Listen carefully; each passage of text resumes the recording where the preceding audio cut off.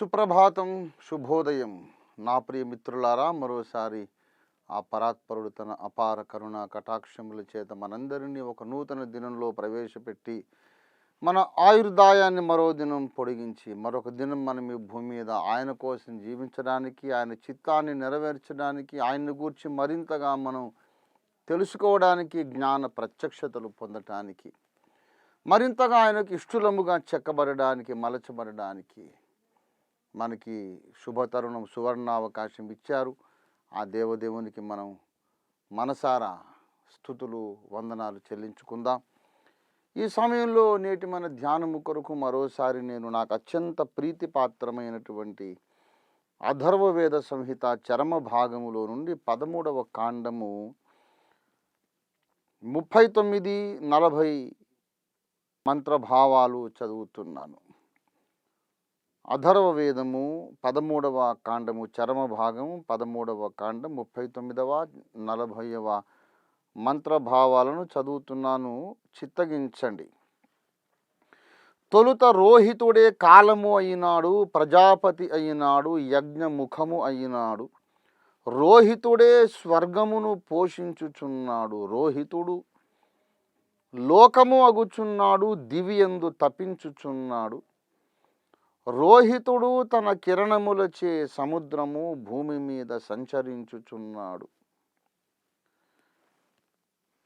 ప్రియ మిత్రులారా, అత్యంత ఆసక్తికరమైనటువంటి వేద ప్రవచనముల్లో ఇది ఒకటి. అథర్వవేద సంహిత 13వ కాండములోని 40వ మంత్రభావం. రోహితుడు. రోహితుడు ఈ రోహితుడు అనే మాటకు సంస్కృత భాషలో రెండు అర్థాలు ఉన్నాయి. ఒకటేమో ఎర్రనివాడు అని అర్థము, ఎరుపు వర్ణము. రోహితము అంటే ఎర్రని రంగు, ఎరుపు రంగు అని అర్థం. రెండవది రోహితుడు అంటే సూర్యుడు, మరి ప్రత్యేకించి బాలభానుడు, ఉదయభానుడు అన్నమాట. ఎరుపు అనే అర్థం ఉంది. ఎలాగూ రోహితము, రోహిత అనే సంస్కృత భాషా శబ్దానికి ఎరుపు రంగు అనే అర్థం ఉన్నది. బాలభానుడు దాదాపుగా అరుణవర్ణములోని కిరణాలను ప్రసరింపజేస్తాడు. బాలభానుని కిరణములన్నమాట రోహితములంటే. ఎర్రని కిరణాలు వస్తాయి కనుక, ఎర్రని కిరణాలు వస్తాయి కనుక ఎరుపు రంగులో ఆ అరుణ కాంతి, సూర్యకాంతి ప్రపంచాన్ని దర్శిస్తుంది, పలకరిస్తుంది కనుక సూర్యుడు అన్నమాట. ఏది ఏమైనా ఆంధ్ర భాషలో మనము కొత్త పదాన్ని చెప్పుకుంటున్నాం. రోహితుడు అనే మాటకు సూర్యుడు అని అర్థం. ఈ సూర్యుడు కాలము అయినాడు అట. తొలుత రోహితుడే కాలము అయినాడు. రోహితుడే ప్రజాపతి అయినాడు. రోహితుడే యజ్ఞముఖము అయినాడు. రోహితుడే స్వర్గమును పోషించుచున్నాడు. 40లో రోహితుడు లోకము అగుచున్నాడు. ఇన్ని పనులు చేశాడు సూర్యుడు అట. In the beginning he became the time. సూర్యుడే కాలముగా మారడం ఏమిటో మరి. కాలము అయిన తరువాత ప్రజాపతి అయినాడు, తరువాత యజ్ఞముఖమైనాడు. స్వర్గమును ఆ సూర్యుడే, బాలభానుడే పోషించుచున్నాడు అన్నమాట. ఇక్కడ కొంచెం మనం ఆలోచన చేద్దాం. వేదములు మనకు చాలా ప్రీతికరములు. మన జాతి సంపద, భరత జాతికి ఉన్నటువంటి అనితర సాధ్యమైనటువంటి సంపద, నిధి వేదాలు. భూమి మీద ఉన్న ఏ ఇతర జాతికి కూడా మనకున్నటువంటి వారసత్వ సంపద లేదు. ఇలాంటి అద్భుత అపురూప గ్రంథాలు ఏ ఇతర జాతికి లేవు. భరతమాత ఒక విధంగా భూలోకపు ప్రజలందరికీ తల్లి వంటిది. అంత గొప్ప దేశంలో నేను పుట్టాను. అందుకు గర్విస్తున్నాను, అతిశయిస్తున్నాను. భారతదేశము నా మాతృభూమి, భారతీయులందరూ నా సహోదరులు. నేను నా దేశమును ప్రేమించుచున్నాను. సుసంపన్నమైన బహువిధమైన నా దేశ వారసత్వ సంపద నాకు గర్వకారణం. ప్రియులారా, వారసత్వ సంపదలో ముఖ్యమైనటువంటి అంశము చతుర్వేద సంహిత. ఈ వేదములను మనము పరిశోధించిన కొలది వాటి మీద ఆసక్తి పెరుగుతుంది, మనకు సంతృప్తి కలుగుతుంది, చక్కని భోజనం, రుచికరమైన భోజ్య పదార్థాలు దొరికిన అనుభూతి కలుగుతుంది. ప్రియా మిత్రులారా, ఈ వేదములలో ఉన్నటువంటి ఒక విచిత్రమైన విషయం వినండి. Sun became the time in the beginning. ఇప్పుడు ఈనాడు 2013 సంవత్సరంలో భౌతిక శాస్త్ర పరిజ్ఞానం ఎంతగానో అభివృద్ధి చెందిన ఈ దినాలలో శాస్త్రవేత్తలు కాలమును గూర్చి ఎన్నో కొత్త వింతైన విషయాలను, విశేషమైన సంగతులను కనిపెట్టారు, చెబుతున్నారు. కాలము అనే దానికి, పదార్థానికి, పదార్థం ప్రయాణించే వేగానికి, శక్తికి సంబంధమున్నది అని కనిపెట్టినవాడు ఆల్బర్ట్ ఐన్స్టీన్. కాలము అనేది వేగములో ఒక భాగం, వేగము అనే అంశములో, దినుసులో, ఫ్యాక్టర్లో ఒక భాగం. ఇంత దూరాన్ని ఇంత సమయములో గెలవగలగడం అది వేగము. కనుక వేగాన్ని గూర్చి మాట్లాడినప్పుడు మనం కాలాన్ని గూర్చి తప్పకుండా మాట్లాడుతున్నాము. Energy is equal to mass multiplied by velocity square. పదార్థము ఇంటూ వేగము స్క్వేర్. ఈ ఈక్వేషన్ని మనము మల్టిప్లై చేసి చూస్తే వచ్చే ఆ నంబర్ శక్తిని సూచిస్తుంది. ఇది ఆల్బర్ట్ ఐన్స్టీన్ గారు చెప్పిన విషయం. తర్వాత భౌతిక శాస్త్రవేత్తలు ఎంతోమంది అసలు సమయము అనేది అసలు సిసలైనటువంటి నిర్వాహకుడు ఈ విశ్వానికి అన్నారు. ప్రియులారా, కాలము అంటే ఏమిటి అంటే, అది కాలం అంటే ఏమో కాదండి, ఏమిటో కాదు. కాలం అంటే fourth dimension it self is the time అన్నారు.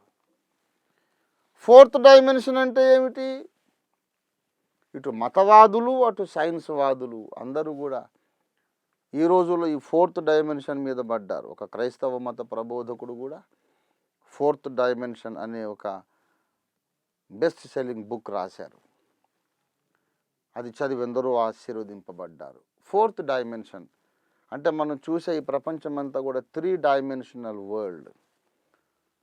దాని డెప్త్, ఎత్తు, అడ్డంగా వెడల్పు, ఇది ఈ 3 డైమెన్షన్స్తోనే ఏ వస్తువులైనా చూస్తాం. వెనుకున్న ఫోర్త్ డైమెన్షన్ మనకు కనబడదు. అలాగే ఈ ప్రపంచమంతా కూడా 3 డైమెన్షన్ల ప్రపంచం. ఈ ప్రపంచాన్ని సపోర్ట్ చేస్తున్నటువంటి శక్తి ఏదో 4వ కోణం ఉంది. అది మనకి ఎప్పటికీ ఈ మాంస నేత్రాలకు కనిపించదు. ఆ ఫోర్త్ డైమెన్షన్లోనే ప్రపంచాన్ని గవర్న్ చేస్తున్నటువంటి శక్తులు ఉన్నాయి అని శాస్త్రవేత్తల యొక్క వాళ్ళ యొక్క డిస్కవరీ, వాళ్ళు చెబుతున్నటువంటి వివరణ. ఈ టైం అనేది చాలా విచిత్రము. కాలములోనే అన్ని ఇమిడి ఉన్నవి. కాలము విశ్వములు అంతా అన్ని స్థలాల్లో ఒకే రీతిగా ఉండదు. కొన్ని చోట్ల కాలము వేగముగా ముందుకు పరుగులు తీస్తుంది, కొన్ని చోట్ల కాలము మెల్లిగా నత్తనడక నడుస్తుంది, కొన్ని చోట్ల కాలము స్తంభించిపోయి ఉంటుంది, అసలు ముందుకు వెనక్కి వెళ్ళదు, కొన్ని చోట్ల కాలము వెనక్కి ప్రయాణిస్తుంది. లోగడు కూడా ఈ విషయం చెప్పాను నేను. కాలము ముందుకు వెళ్ళిపోతున్న, వేగముగా పరుగులు తీస్తున్న చోట 5 సంవత్సరాల బాలుని పెడితే వాడు చకచకా నిమిషాల్లో 90 ఏళ్ల ముసలోడుగా మారిపోతాడు. కాలము వెనక్కి వెళ్ళిపోతున్నటువంటి యాంటీ మ్యాటర్లో ఉన్నటువంటి యాంటీ టైం లోపల, యాంటీ టైం జోన్లో 90 ఏళ్ల వృద్ధుణ్ణి పెడితే ఆ వృద్ధుడు చకచకా చిన్నవాడైపోయి 5 ఏళ్ల బాలుడిగా మారిపోతాడు. కొన్ని చోట్ల కాలము స్తంభించిపోయి ఉంటుంది, ముందుకు వెనక్కి వెళ్ళదు. అక్కడ ఒక యవనస్తుని పెడితే 1000 సంవత్సరాలైన వాడికి ఇంకా 30 ఏళ్ల వయసే ఉంటుంది. గనుక కాలము అనేది చాలా విచిత్రమైనది. కాలము మనకు అర్థమయ్యే విషయం కాదు. వేదము చెబుతుంది కాలమే దేవుడు, కాలమే దేవుడు. సూర్యుడే కాలమైనాడు. అసలు మొట్టమొదట సూర్యుడు అనే ఒకడున్నాడు. ఆయన ప్రజాపతి అయినాడట. ప్రజాపతి అంటే ప్రజ అంటే సంతానము. ప్రజలు అనగా ఆయన యొక్క సంతానం. ఆయన కన్నాడు, సృష్టించాడు, పుట్టించాడు. మనుషులను పుట్టించి మళ్ళీ పరిపాలిస్తున్నాడు గనక పతి. పుట్టించినప్పుడేమో ప్రజాపిత, పరిపాలించున్నప్పుడు భర్త వంటి వాడు గనక ప్రజాపతి అయ్యాడు. రోహితుడు అనగా సూర్యుడు, బాలభానుడు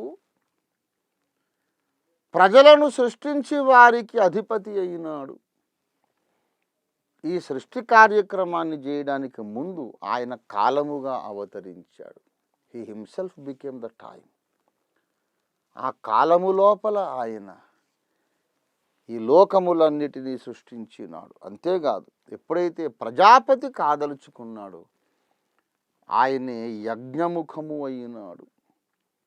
సూర్యుడే కాలముగా మారి తర్వాత ఆయన యజ్ఞమైనాడు. అథర్వవేద సంహిత చెబుతున్నది. తర్వాత ఆయన స్వర్గమును పోషించు పోషకుడైనాడు. స్వర్గాధిపతి అన్నాడు 41వ మంత్రంలో. సూర్యుడు స్వర్గ లోకమునకు, స్వర్గ రాజ్యమునకు రాజు.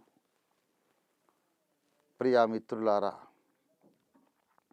అతన్ని గూర్చి చెబుతూ ఉన్నాడు 44లో. భూపాలుడు, మహిమామయుడు, భక్త శరణ్యుడు, అహీన చక్షువగు భానుడు, విశ్వమే అగుచున్నాడు.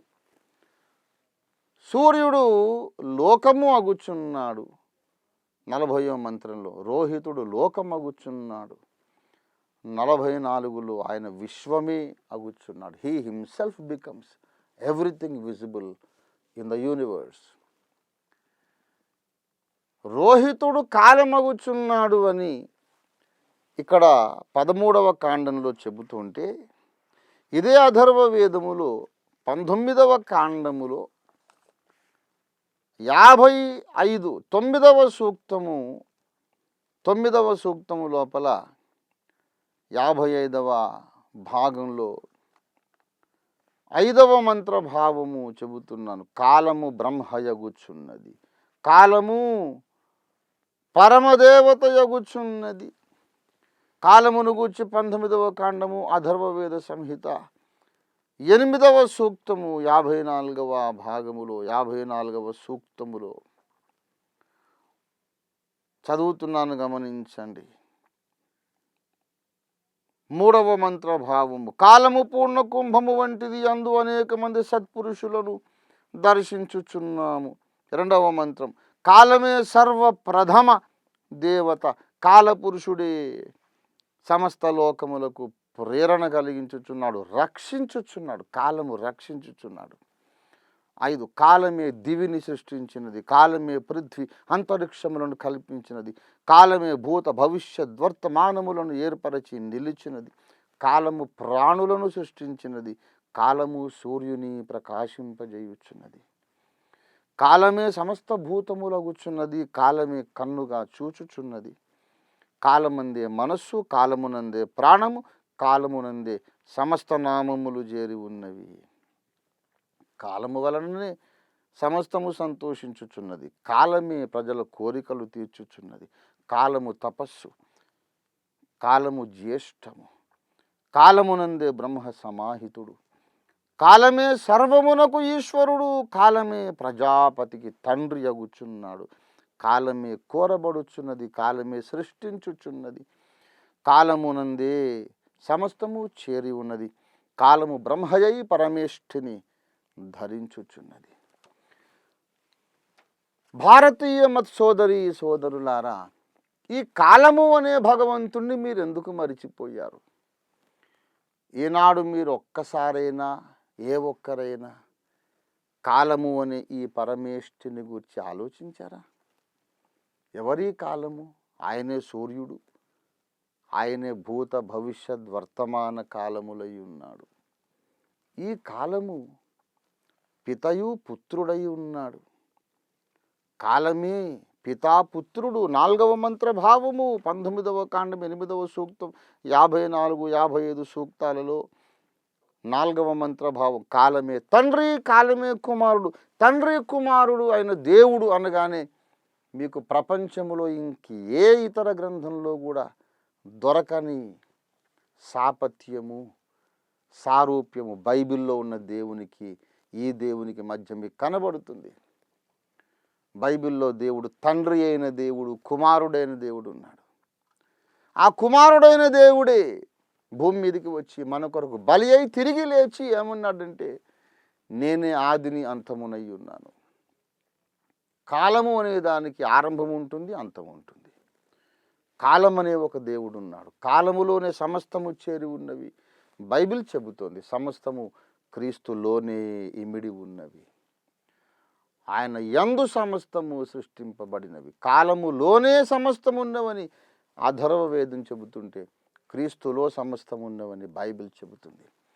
కాలమే యజ్ఞముఖమైనాడని బైబిల్ చెబుతుంటే, కాలమే యజ్ఞముఖమైనాడని అధర్వ వేదం చెబుతుంటే, క్రీస్తు అనే కాలపురుషుడు యజ్ఞమైనాడని బైబిల్ చెబుతుంది.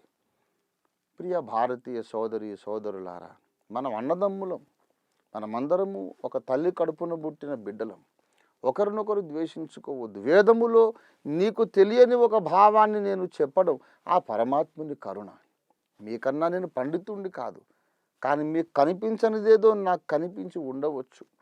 చెప్పినందుకు ఎందుకు ద్వేషిస్తారు? ఆలోచించండి. అధర్వ వేదములోని కాలపురుషుడే బైబిల్ గ్రంథములోని క్రీస్తు ప్రభు అని నేను ప్రకటిస్తున్నాను. మోకరించి కన్నులు మూసుకొని ఏ దేవుని పేరు ఎత్తకుండా, ఓ అంతర్యామి నా కన్నులు తెరువు, అద్దంకి రంజిత్ గారు చెప్పింది వాస్తవమైతే నాకు తెలియపరచమని ఏ దేవుని పేరు ఎత్తకుండా ప్రార్థించి చూడండి. ఒక వ్రతముగా పూనండి, వారం రోజులు అడగండి, తప్పక మీ కళ్ళు తెరుచుకుంటాయి. తండ్రియు కుమారుడు తానై ఉన్నటువంటి ఈ కాల బ్రహ్మ సూర్యుడిగా ప్రత్యక్షమవుతున్నాడు. మలాకి 4:2లో సూర్యుడు, కాలము, బ్రహ్మ, తండ్రి, కుమారుడు ఇవన్నీ కలిసినటువంటి వ్యక్తిత్వం ప్రభుని యేసుక్రీస్తు నాథుడు గనక ప్రభుని యేసునందు తప్పక విశ్వాసం ఉంచండి. మీరు తప్పకుండా నరకాగ్ని గుండాన్ని తప్పించుకొని నిత్యము మోక్షపురములో సుఖములు అనుభవిస్తారు. దేవుడు మీకు అటువంటి ధన్యతను అనుగ్రహించునుగాక. ప్రార్థన చేసుకుందాం. ప్రేమ కలిగిన మా మహాపరిశుద్ధ తండ్రి, వేదవేద్యుడు యేసుక్రీస్తు నాథుడేనన్న పరమసత్యాన్ని ఈ దినమున మా కళ్ళ ముందు సుస్పష్టముగా మీరు నిరూపించినందుకు నీకు స్తోత్రాలు. భారతీయ మత్ సోదరి సోదరులందరూ కూడా ఈ సత్యాన్ని గ్రహించున్నట్లు నీ పరిశుద్ధాత్మను కుంభవర్షముగా మా దేశముపై, ఈ భూలోకంపై కుమ్మరించి అందరికీ మనోనేత్రాలు వెలిగించి సత్యాన్ని ప్రత్యక్షపరచమని యేసు పరిశుద్ధనామంలోనే స్తుతించి స్వతంత్రించుకొని ప్రార్థిస్తున్నాము తండ్రి. ఆమేన్. ఆమేన్.